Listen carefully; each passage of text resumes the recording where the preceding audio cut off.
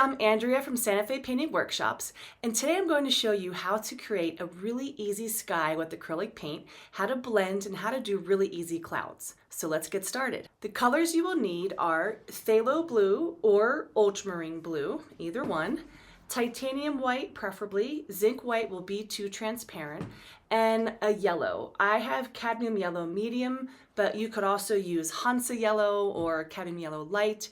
Any kind of yellow will do for this because the yellow actually is a really small part of our mix.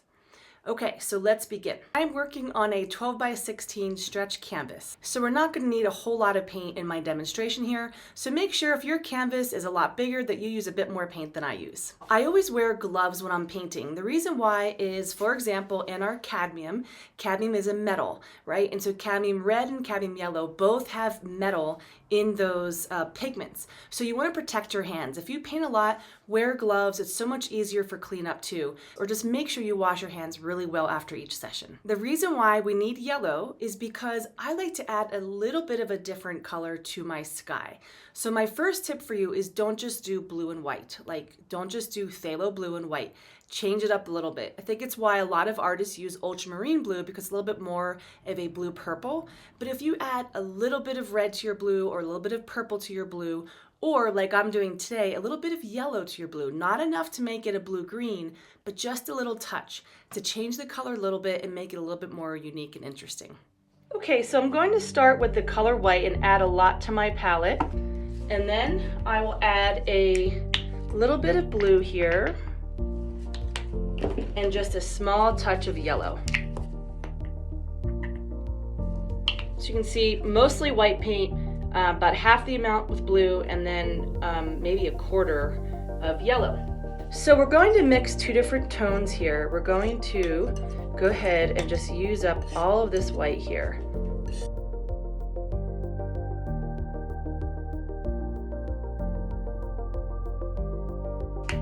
That'll be our lighter mix. And then we'll just take some of this blue, and over here we're going to make a darker mix.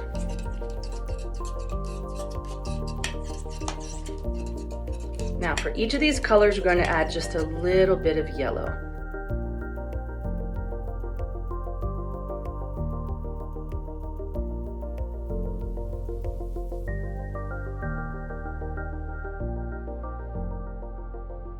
All you need is one brush. I have a pretty house painting brush and it has an angled tip. I love these brushes. This is, I believe, a 2.5 or a 3-inch, and one will do the job. You can have two if you want to, if you'd like to have two different brushes for your two different colors.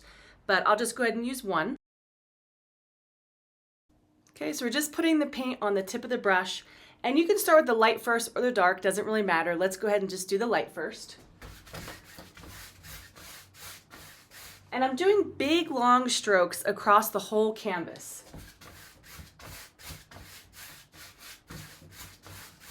I'll bring this down about 2/3 because I want the light to be more predominant in this.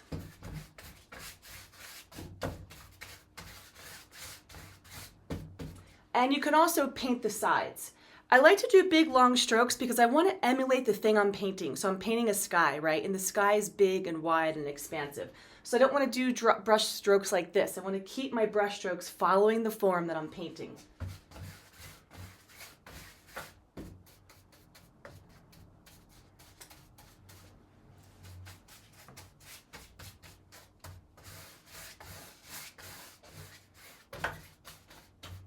And I'm really trying hard to get all those little white spaces and covering up that factory gesso that's on the canvas.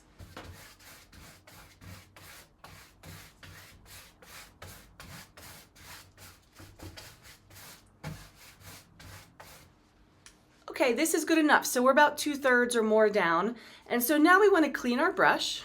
Okay, so now we're going into the darker color. Let's start bottom up.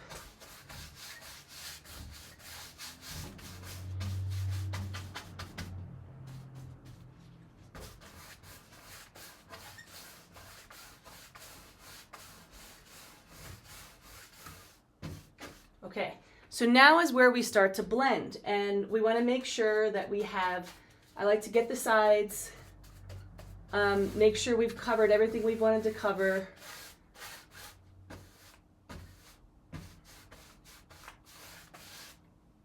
Now I'm going to clean my brush, because if I don't clean my brush, this dark color will kind of take over the seam, and I don't want that to happen.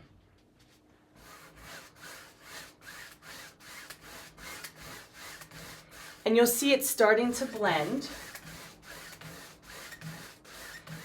And I'm slightly going to move up and down to sort of get rid of that harsh line. So notice I'm really going back and forth here in between the two lines. So you could bring this light color all the way down. You could leave it like that. You could keep moving up, but now we have a pretty subtle gradation from dark to light. So if we want to add some clouds, this is a good time when the paint is still wet. And go ahead and just get a brush, and we'll just throw a few in here. But we're going to blend these out. And notice I'm kind of taking them off the page. And let's make this one bigger.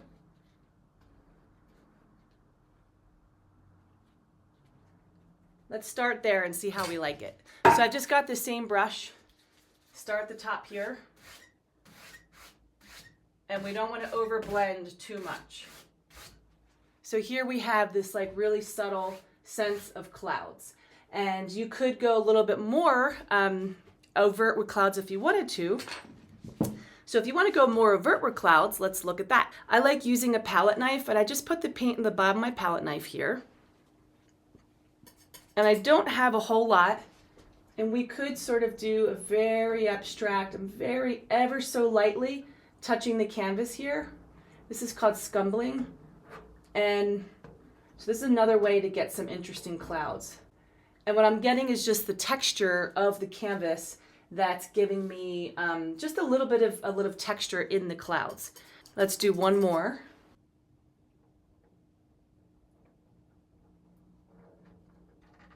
You know, you might also want to make your clouds some that are bigger than others, so we get a sense of space. Also, taking your clouds off the page is a good idea.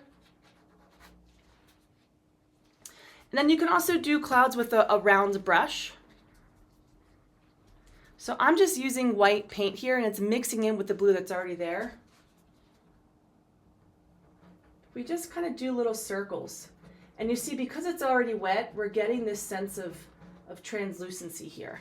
Now I'm adding a lot more clouds than I might normally do. I just want to show you some different options here. Let's put one off to the side here. So I'm really lightly pushing.